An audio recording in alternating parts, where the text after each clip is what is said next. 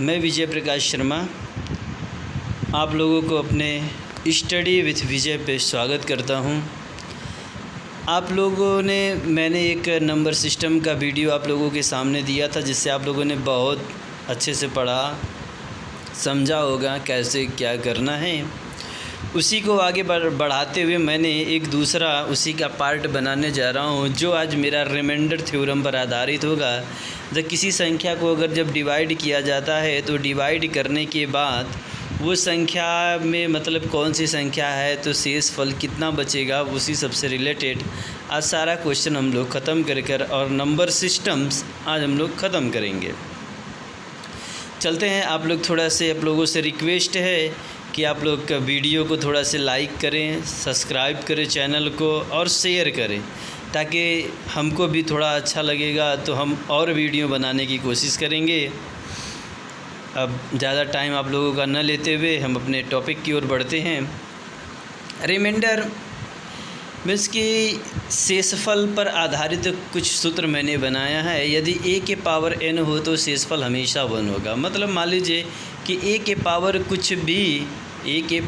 अगर कुछ भी हो तो यहाँ पे लिखा गया है कि a के पावर n अपॉन a-1 हो तो शेषफल हमेशा 1 होगा। a-1 जब n सम हो या विषम हो। जैसे हम एक ले लेते हैं, a मान लीजिए कि मैं 2 ले लेता हूँ और n की वैल्यू मान लीजिए 2 ले लिया, तो a की वैल्यू हम 2-1 करेंगे। ठीक, तो ये 4/1। आप रिमाइंडर अगर चेक करें तो यहाँ पे आपको रिमाइंडर 1 मिनट रुक जाइए। यदि a के पावर n हो तो शेषफल हमेशा 1 होगा, और n-1 जब n सम हो या विषम हो। फिर उसी से रिलेटेड एक और है कि यदि a के पावर n अपॉन a+1 जहाँ n सम संख्या हो तो शेषफल 1 होगा। अब n अगर सम होगा इवन नंबर, आगे कैसे होगा अभी आगे हम लोग बताएंगे। यदि a के पावर n जहाँ n एक विषम संख्या हो तो शेषफल a ही होगा। थोड़ा सा दोनों क्वेश्चंस को फार्मूलेस को थोड़े से हम लोग यूज करके देख लेते हैं कि क्या है वो फार्मूला। अगर यहाँ पे n एक विषम संख्या लेते हैं तो n और a कोई नंबर है तो a को हम एक जगह अगर 3 ले लेते हैं, विषम है तो 3 ले लेते हैं, अपॉन 3 और 1 4 हो जाएगा। तो 3 जा 9, 9 3 जा 27 को अगर 4 से हम लोग डिवाइड करेंगे तो 4 के पहाड़ा आप लोग पढ़ेंगे तो 4×5 = 20, 4×6 = 24, क्या बचा 3। तो जो ये 3 बचा, यही 3 तो मेरा एक ही नंबर 3 ही था ना। ठीक, अब आगे आते हैं, इसको भी कंप्लीट कर लेते हैं। जो a के पावर n अपॉन a+1 जहाँ n एक क्या है आपका सम संख्या, मतलब इवन नंबर है। तो इवन लेने के लिए मान लीजिए 3 के पावर 2 अपॉन 3+1, 3 3 जा 9, 9 को 4 से डिवाइड करेंगे, 4 2 जा 8, 1 बचेगा। आपको देखिए आंसर हो गया। उसके बाद ये है, तो अब इसको भी अगर हम सॉल्व करने की कोशिश करें आप लोगों के सामने, तो n की वैल्यू अगर 3 ले लें। अब यहाँ पे लिखा है जब n सम हो या विषम हो तो हम कुछ भी ले लेते हैं, अपॉन 2 कर दे, 3 3 जा 9, 9/2 मतलब 1, 4 2 4 जा 8, 1 बचेगा रिमाइंडर। ठीक, तो इसका मतलब आप लोग समझ गए होंगे कि ये फार्मूला था। अब आते हैं क्वेश्चन से। एक विभाजन के एक प्रश्न में भाजक भागफल का 4 गुना तथा शेषफल का 3 गुना है। यदि शेषफल 12 हो तो भाज्य क्या है। तो देखिए भाज्य बराबर होता क्या है, तो भाजक गुणे भागफल धन शेषफल। तो अब यहाँ पे अगर ध्यान से देखा जाए, थोड़ा से अगर आप लोग धैर्य बनाए रखें तो भाज्य पता करना है। भाजक तो शेषफल जो दिया है 12 दिया है, तो पहले अगर हम भाजक x लेट करते हैं तो ये इसका 4 गुना, तो ये 4x। फिर शेषफल का 4 गुना तो मतलब शेषफल भी 4x। आपका इसका 4/3 है, तो इसको मैंने कर दिया इसका 3। अब ये वैल्यू हमको दिया है, यदि शेषफल 12 तो मतलब ये वैल्यू हो गया 4x/3 = 12। तो 4 3 12, तो x की वैल्यू आ गई कितनी आपकी 9 या 9। अब जब x की वैल्यू मेरे पास 9 आ गई तो अब हमें क्या करना है, हमें भाज्य चाहिए। तो अब यहाँ पे थोड़ा सा ध्यान रखिएगा, अगर जब x की वैल्यू आ गई तो अब यही x की वैल्यू हम 4 × x में रखेंगे, तो अब x की वैल्यू आपको कितनी मिली है 9, ठीक। तो 9, तो 4 × 9, 9 4 = 36। फिर यहाँ x की वैल्यू आप देखेंगे तो यहाँ पे x की वैल्यू 9 और प्लस 12 ऐड कर देंगे, तो 36 × 9 करेंगे तो आपका आएगा टोटल 3 2 4। कितना आएगा 3 2 4, इसमें प्लस 12 ऐड कर देंगे तो आ जाएगा 3 2 3 3 6। यही आंसर है, ठीक। आशा करता हूँ आप लोग समझ गए होंगे। अगला क्वेश्चन चलते हैं। इसको देखिए इस टाइप से भी हम लोग लगा सकते हैं, ऐसे करके। ये 12 दिया था, इसका 4 टाइम था, इसका ये 3 टाइम्स, तो 12 का 3 टाइम्स करेंगे 66। इसका ये 4 था तो डिवाइड बाय 4 कर दिया तो ये 9 मिल गया। अब सिंपल सी बात है, अगर हमको ये चाहता है तो हम इन दोनों का मल्टीप्लाई करते हैं, फिर इसको जो भी मल्टीप्लाई करने के बाद आता है इसको ऐड कर देते हैं। तो यहाँ पे कर दिया गया है, आप लोग देख सकते हैं। ये क्या क्वेश्चन आता है, काफ़ी कन्फ्यूजन होता है कि एक परीक्षा में एक छात्र को प्रत्येक सही उत्तर के लिए 4 अंक और प्रत्येक गलत के उत्तर के लिए 1 अंक काट लिया जाता है। एक छात्र पूरे 200 प्रश्न बनाता है और 200 अंक लाता है, वह कितने प्रश्नों के उत्तर सही देता है। तो देखिए इसको हमने मे बी 2 मेथड से बनाया है, एक कॉन्सेप्ट, एक ट्रिक मेथड्स। कॉन्सेप्ट क्या है, पहले आप लोग कॉन्सेप्ट देख लीजिए, उसके बाद हम ट्रिक पे भी आएंगे। मान लेते हैं कि वो बच्चा पूरा क्वेश्चन बनाया है, तो पूरा अगर बनाता तो उसको 2x मतलब 4x मार्क्स मिल जाता। अब वो क्वेश्चन किया कितना, 200 ही तो क्वेश्चन किया, उसी में से इसका जो भी गलत होगा हम माइनस कर देंगे तो पता चल जाएगा कुछ गलत है, मगर पाया कितना 200। अब इन्हीं 200 के बराबर अगर इस इक्वेशन को हम सॉल्व करने की कोशिश करें तो 4x - 200 + x = 200, तो ये x मिलकर 5x = 400। तो x की वैल्यू आप निकालेंगे तो 400 डिवाइड बाई 5 मतलब 80 क्वेश्चन, ठीक। तो बच्चा ने कितना क्वेश्चन सही किया था 80। अब देखिए हमने जो आप लोगों से बोले कि एक ट्रिक है, तो ट्रिक क्या है वो देख लीजिए। ट्रिक है कि प्रश्न प्लस अंक, प्रश्न कितना है, अंक कितना पाया, वो सही पर कितना मार्क्स मिला और गलत पे कितना मार्क्स मिला। सही पे उसको कितना मार्क्स मिला और गलत पे कितना मार्क्स मिला। अगर इसको आप जोड़ लेते हैं तो 200 और 200 आप ऐड करेंगे तो हो गया 400 और 415, इसको आप क्रॉस करेंगे तो आ जाएगा कितना 80। अब सुनिएगा, यहाँ पे थोड़े से आप लोगों को हम एक बार अलर्ट करेंगे कि इस क्वेश्चन को आप तभी लगाइएगा जब, अभी थोड़ा सा क्वेश्चन पहले पढ़ लीजिए फिर मैं बताता हूँ आप लोगों को बहुत अच्छे से। किसी संख्या को 132 से भाग देने पर शेषफल 22 पर आता है, यदि उसी संख्या को 12 से भाग दे दिया जाए तो शेषफल क्या होगा।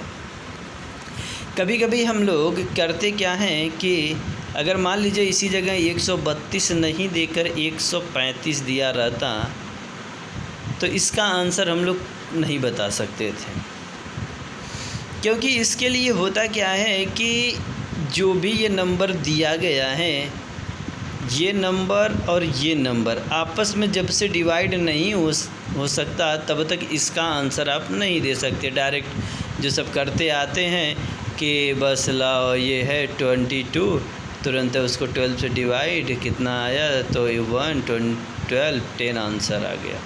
नहीं, ये गलत हो जाएगा। आप लोग ध्यान से ये देखिए कि ये नंबर इस नंबर से डिवाइड होना चाहिए। तो आप इसको अगर इसको इससे डिवाइड करेंगे तो 11 टाइम्स में डिवाइड होगा। अगर ये कम्प्लीटली डिवाइड होता है तो आप डायरेक्ट यहाँ से डिवाइड करके आंसर ले सकते हैं। दो संख्याओं का गुणनफल 11,520 है। यदि उनका भागफल 9/5 हो तो दोनों संख्याओं के बीच का अंतर क्या होगा। मतलब दो संख्या है मेरे पास ए बी है, उसका मल्टीप्लाई करेंगे तो 11520 है।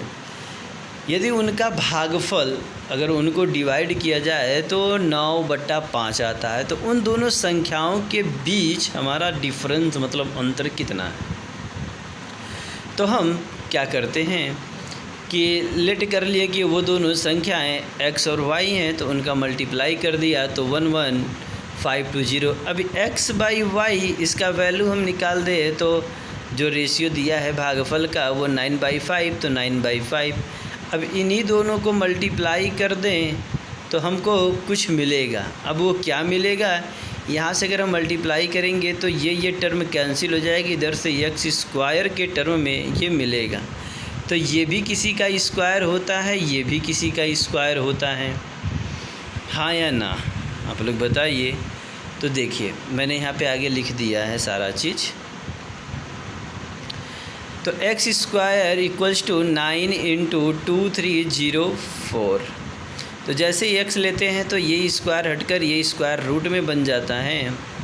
अब ये 3 का स्क्वायर इसलिए 3 हो गया, ये 48 का होता है तो 48 3 जा हो गया आपका 144।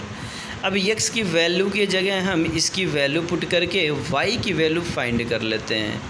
y की वैल्यू फाइंड करने के लिए आप यहाँ पे सिंपली इसका क्रॉस मल्टीप्लाई कर देंगे और ये 9 से जब काट देंगे तो आपको यहाँ पे 80 आ जाएगा। फिर 144 x की वैल्यू और y की वैल्यू आपकी 80 माइनस कर देंगे तो आ जाएगा 64।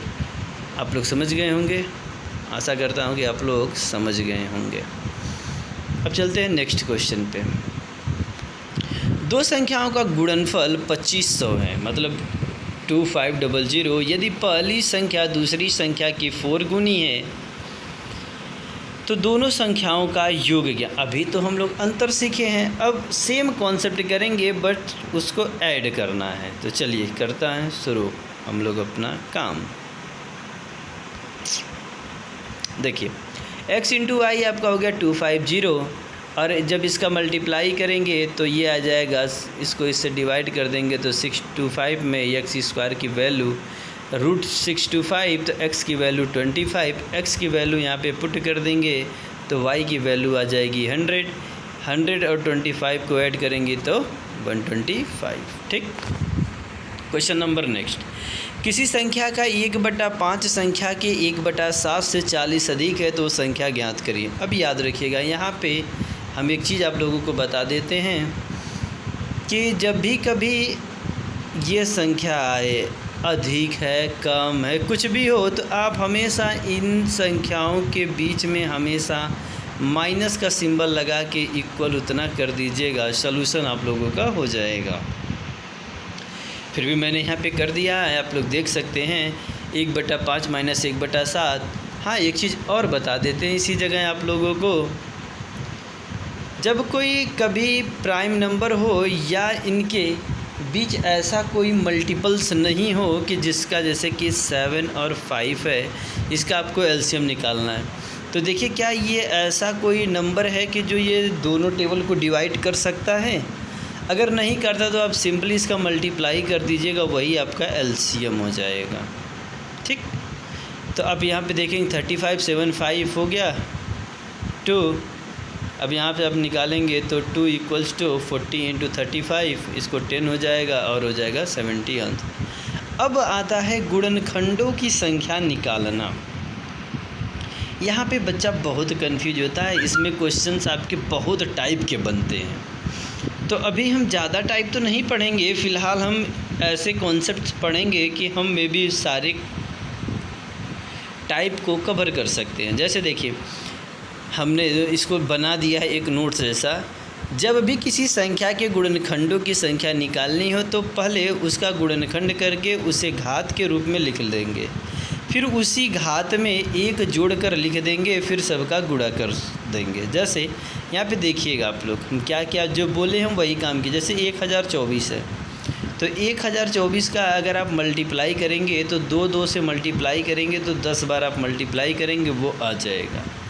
तो अभी लिखा गया था ना कि उसके पावर में एक ऐड करते हैं, मतलब 10 + 1 तो आ गया 11।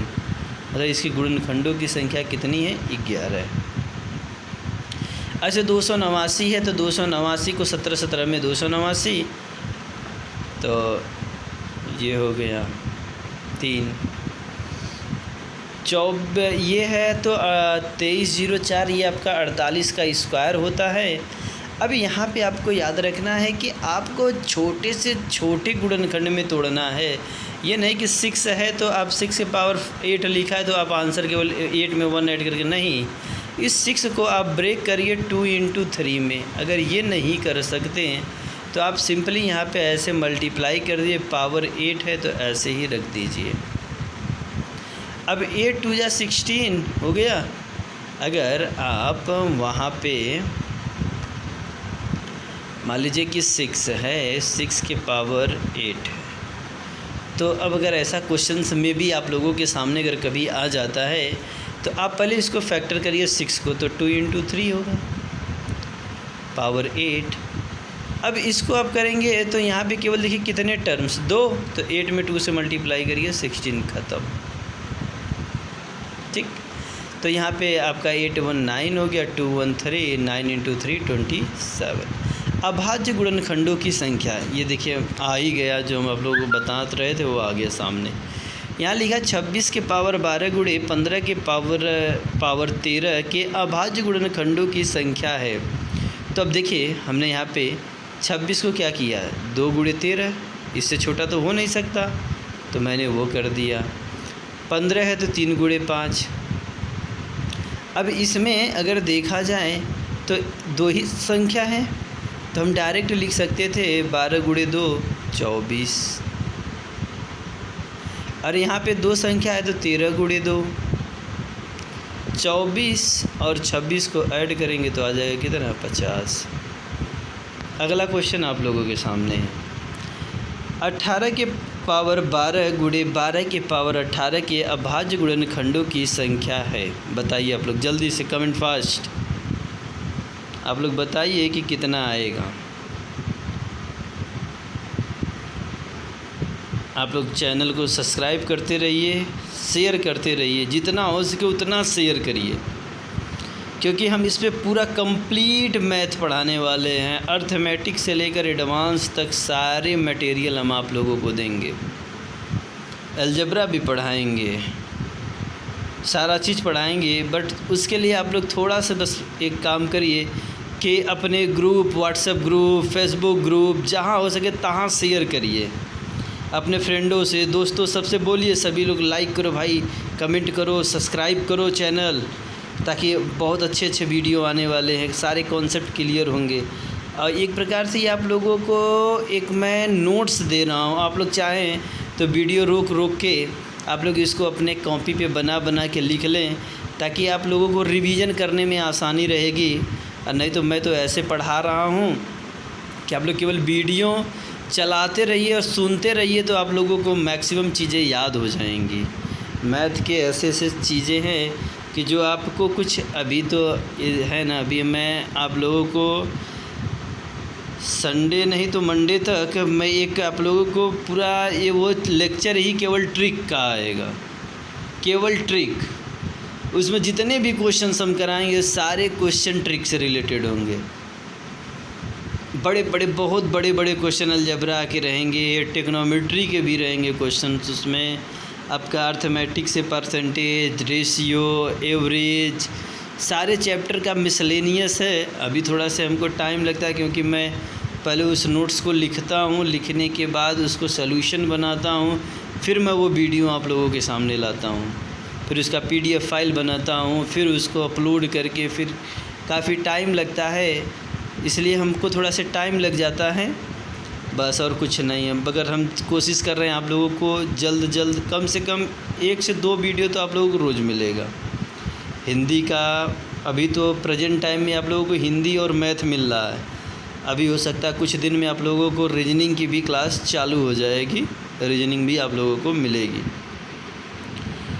क्या आप लोग आंसर बताएं या नहीं बता पाएँ? चलते हैं, हम देखते हैं कैसे होगा इसका सलूशन। आइए, देखिए 18 था तो इसको हमने 2 गुणे 3 गुणे 3 मतलब छोटा करके लिख लिया है। तो अब देखिए यहाँ पे इतना टाइम मेरे पास नहीं रहता एग्जामिनेशन हॉल में, तो हम यहाँ पे करेंगे क्या, 18 को बस मन में सोचेंगे कि 18 को क्या करेंगे 9 इंटू 2 छोटा कर लीजिए उसी जगह से ना। अब 9 को क्या कर 3 कर सकते हैं, बस 3 इंटू 3 3 3 9 हो गया। अब यहाँ पे 3 टर्म, तो यहाँ पे 12 इंटू 3 हो गया 36। आगे चलिए, फिर 12 लिखा है तो 4 3 तो मतलब 3 आएगा, 18 54 ऐड करिए कितना आया 90, ख़त्म आंसर। वहाँ पे हम ये नहीं करने जाएंगे ना, 12 हुआ तो 12 इंटू 3, फिर ये 1 2 3 तो 18, इतना टाइम नहीं लगाएंगे। आते हैं एक और क्वेश्चंस। इस टाइप के क्वेश्चंस थोड़े से कन्फ्यूजन होते हैं तो हम उनके बता देते हैं उनमें करना क्या है। जब भी कभी ऐसा क्वेश्चन आए तो आपको करना क्या है कि इसमें किसी एक नंबर को ले लीजिए 12, तो अब आपको ऐसे नंबर से मल्टीप्लाई करना है जो अल्टरनेट नंबर होना चाहिए। क्या होना चाहिए? अल्टरनेट, मतलब कि लगातार वो नंबर होना चाहिए। 3 के बाद 4 आता है, 5 के बाद 6 आता है, ऐसा नंबर लेना है, क्योंकि इनके बीच का डिफरेंस आपको हमेशा 1 रखना है। अब यदि अगर यहाँ पे सिंबल अगर आपका प्लस का है तो आंसर हो जाएगा 4। यदि अगर यहाँ पे सिंबल अगर माइनस का है तो आंसर हो जाएगा आपका 3। आगे क्वेश्चन लिखा हुआ है, देखिए -6 के -6 रूट -6 ऐसे ही करके आपको क्वेश्चन है। तो 6 को आप करेंगे तो 2 इंटू 3, तो ये माइनस है तो माइनस के लिए छोटा वाला आंसर। वैसे 30 का निकालेंगे तो 5 इंटू 6 छोटा वाला आंसर। 56 है, 8 इंटू 7 बड़ा वाला आंसर। प्लस में हमेशा बड़ा वाला लिखना है, आप चाहे ऐसे करके लिखें या आप ऐसे करके लिखें, हमेशा आपको लेना है तो बड़े वाले को ही लेना है। आगे चलते हैं, बस आज के लिए इतना ही। अब हमें भी नंबर सिस्टम हम इतना बनाए हैं और इतने पे ही हम हो सकता है नंबर सिस्टम ख़त्म कर देंगे। आप लोगों को मैंने पूरा 13 पेज का PDF बना के आप लोगों के सामने दे दिया है। हर एक चीज़ आप लोगों को दिए हैं, कोशिश यही है मेरी। और आप लोग बस आप लोगों से रिक्वेस्ट है, हम्बल रिक्वेस्ट, कि आप लोग चैनल को सब्सक्राइब करिए और दूसरों को भी शेयर करिए और उनसे भी कहिए कि आप लोग भी चैनल को सब्सक्राइब करें। स्टडी विथ विजय चैनल को आप लोग सब्सक्राइब करें। Study with Vijay,